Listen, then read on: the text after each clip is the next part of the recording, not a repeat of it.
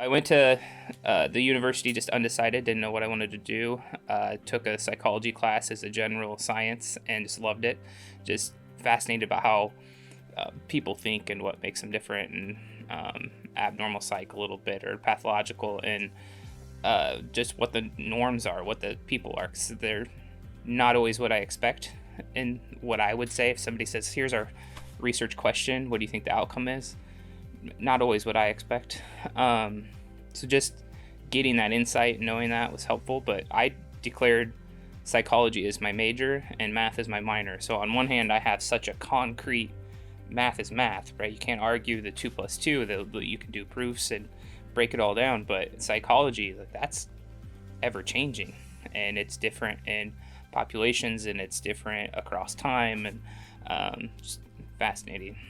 And they're always learning more about both of those, really. But that's what I went with, and I kind of knew, as an achiever, I like to achieve great things. I kind of knew, well, psychology degree is going to get me a decent job with the state, but I'm going to want to do more. I'm going to want to get a professional degree, and I considered doing counseling.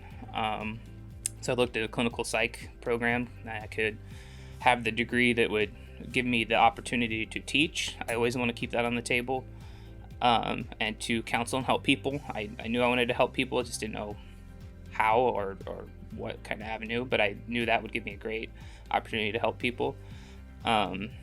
And so I just moved forward with that and applied to 5 different clinical psych programs.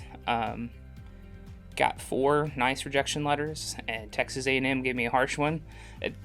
Probably what you really needed to hear, though. It's probably the most helpful one of how am I going to reshape my curriculum vitae and experiences and get really ready for that. Hard to hear, but helpful. And I took some time to work. I knew I was going to be working for another year and try to reapply again. And I ended up not reapplying again. While I was working, a doctor I was working with said, you need to go to OT school. I don't know what OT is. Nobody does still, even after I've graduated for 5 years. And so that was probably 9 or so years ago. He's talking to me about that, and still the awareness is so small. But I looked into it. Like, okay, well, it's definitely an opportunity to help people. A good working wage is important. I think people are afraid to talk of finances, but income matters. You gotta have that. And it's very diverse. It's a holistic practice, so it looks at people's entire lives, from getting up in the morning to getting yourself back in bed at night. Everything that happens in between is OT. So I thought that was interesting, that we could work in so many different avenues, have so many options. And of course, with that degree, still opportunity to teach, opportunity to help people.